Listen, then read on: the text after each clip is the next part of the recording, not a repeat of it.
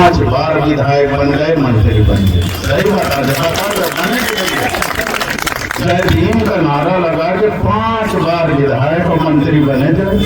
इतनी ताकत है बाबा साहब के नाम लेने पर, ताकत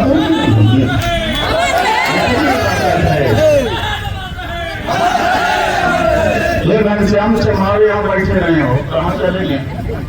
नहीं उन्हें बताओ ना, जाए चमार के रदरी का आदमी का फूंक लेंगे जिंदा। हाँ, मायावती जी को आना चाहिए कि नहीं आना चाहिए? नहीं आना चाहिए ना भाई, वो तो भाजपा से मिले हैं, उन्हें आना चाहिए। चमार के नजरी के आदमी का जिंदा फूंक देने का अर्चना में बताई थी, आना चाहिए।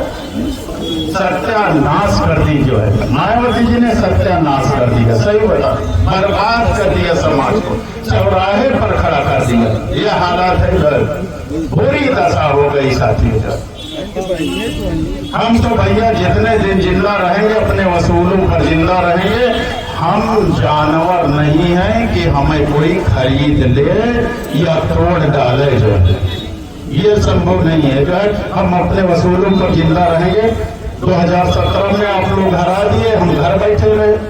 ये रचना की गई थी, जब ये रचना की गई थी, चाहे जो है रामायण की महर्षि वाल्मीकि जी की, चाहे महाभारत की, और एक और है रचना जो है, और महाभारत और एक और है जो वेद व्यास ने और लिखा है, गीता की रचना हो, चाहे महाभारत की रचना हो, चाहे वाल्मीकि कृत रामायण की रचना हो, चाहे रामचरित मानस की रचना हो, उस समय भारत में शूद्रों को पढ़ने का अधिकार नहीं था। सही बता रहे, उस समय भारत में शूद्रों को पढ़ने का अधिकार नहीं था। आप पढ़ लिख नहीं सकते थे। अगर आप पढ़ने की कोशिश करेंगे तो आपकी आंखें फोड़ दी जाएंगी। आप सुनने की कोशिश करेंगे तो शीशा पिघला के कान में डाल दिया जाएगा। अगर जीभ से आप उच्चारण करेंगे तो जीभ आपकी काट ली जाएगी। ये व्यवस्था थी भारत के अंदर, मैं गलत नहीं बोल रहा। भारत के अंदर एक व्यवस्था थी साथियों, जाए सार्वजनिक रास्तों में चलने की हमें इजाजत नहीं थी। कोई भी शूद्र समाज का आदमी अगर सार्वजनिक रास्ते पर चलेगा तो गले में हंडिया बांध के चलेगा, थूकेगा तो दिन भर हंडिया में थूकेगा, फिर मिट्टी को खोद के उस हंडिया को गाड़ेगा। नहीं किसी समण का पैर फर जाएगा तो अपवित्र हो जाएगा। अब तुम्हें किस्सा कहानी लग रही होगी जो है, किस्सा कहानी लग रही हो तो अभी एक पिक्चर जारी हुई है महात्मा ज्योतिबा राव फूले, उसे देख लेना। महात्मा ज्योतिबा राव फूले पिक्चर जारी हुई है, उसे देख लेना अगर मैं गलत कहता हूँ। यही सारी व्यवस्थाओं के विषय में उसे दिखाया गया है जो भारतीय जनता पार्टी के लोगों को बुरा लग रहा है। इस देश के अंदर कमर में झाड़ू बांध के चलना पड़ता था कि जहां तुम बैठो बाद में उठो तो निशान मिटाए दो।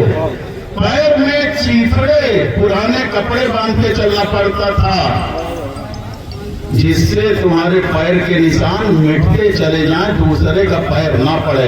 ये भारत देश का इतिहास है जो आज हमें नकली हिंदू बना के हमारे वोट का सौदा करते और राजपाट लेके हेलीकॉप्टर से चलते हैं। अगर भारत के मंदिरों में ताकत होती तो मोहम्मद बिन कासिम न आया होता।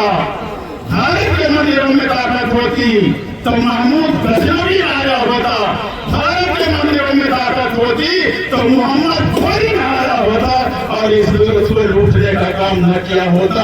इसका मतलब मंदिरों में ताकत नहीं थी। अगर ताकत है तो सत्ता के मंदिर में ताकत है कि बाबा अपना मंदिर छोड़ करके आज सत्ता के मंदिर पर विराजमान है, हेलीकॉप्टर पर चलने का काम करते मारत रहो पीटत रहो तब ही तो रहते। ढोल का जितना पीटियो उतना अच्छा शोर निकली। सिंचाई बता रहे ये तुलसीदास जी ने लिख दिया जो मैं जरा आ रहा हूँ, मेरा कहने का मतलब क्या है।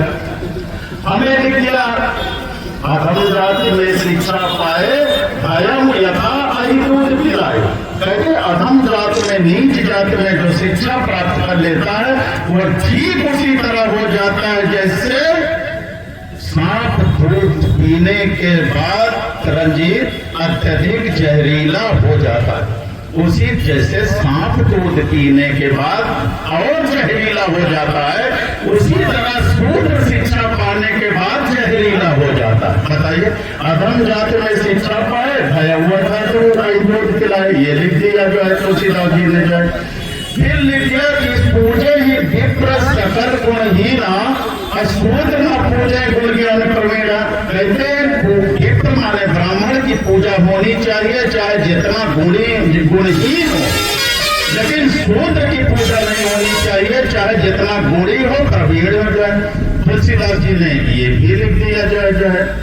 बताइए जो है, तो ये बताइए, हमारा सवाल ये है कि हम नकली हिंदुओं के लिए तो तुलसीदास जी ने इतना कुछ लिख दिया, लेकिन ये मुसलमानों के लिए कहीं नहीं लिखे भला बुरा भाई जो है।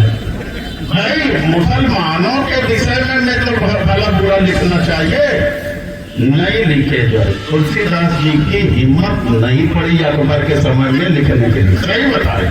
हम नकली हिंदुओं के लिए तो लिख दिए जो है, भर भर के गालियां लिख दिए और उसी को हम लोग पढ़ते रहते हैं। अलीगढ़ में गरीब अपनी बिटिया बेचता है, ये भारतीय जनता पार्टी का शासन है कि हम अपने बेटी को बेचने पर मजबूर हैं।